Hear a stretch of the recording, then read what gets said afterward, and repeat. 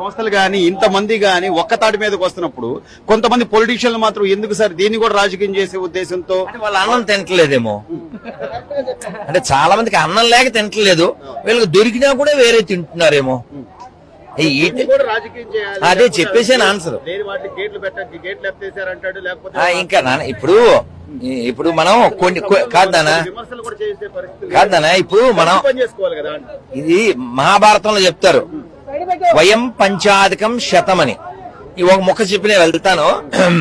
ఎప్పుడో long ago 40 ఏళ్ల క్రితం అమెరికాకి వెళ్తే మన భారతదేశ ప్రధాని అటల్ బిహారీ వాజ్పేయి గారు ఎవరో ఆయన కామెంట్ చేయమన్నారట, మీ దేశ ప్రధాని ఇలాగా అని.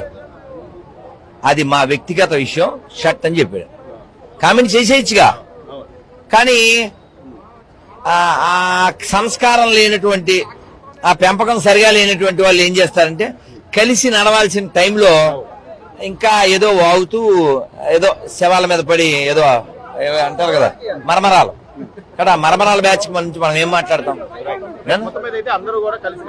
మాక్సిమం పనిచేస్తున్నారు నాన్న, మేము విన్నది కళ్ళతో కన్నది. మాక్సిమం పనిచేస్తున్నారు, ఇలాగే ఉండాలి, కలిసి నడుద్దాం.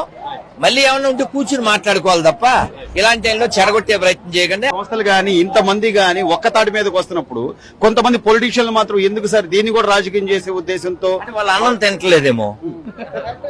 అంటే చాలా మందికి అన్నం లేక తింటలేదు, వీళ్ళకి దొరికినా కూడా వేరే తింటున్నారేమో. అదే చెప్పేసాను ఆన్సర్. ఇంకా ఇప్పుడు మనం కొన్ని కాదనా ఇప్పుడు మనం ఇది మహాభారతంలో చెప్తారు, వయం పంచాధికం శతమని. ఈ ఒక ముఖ చెప్పి నేను వెళ్తాను.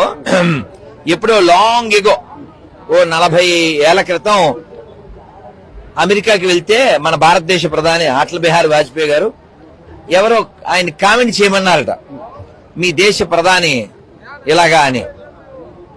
అది మా వ్యక్తిగత విషయం, షట్ అని చెప్పాడు.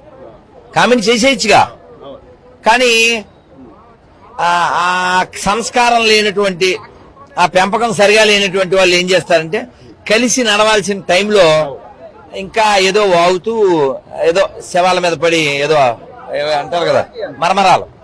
కదా మరమరాల బ్యాచ్ నుంచి మనం ఏం మాట్లాడతాం? మాక్సిమం పనిచేస్తున్నారు నాన్న, మేము విన్నది కళ్ళతో కన్నది.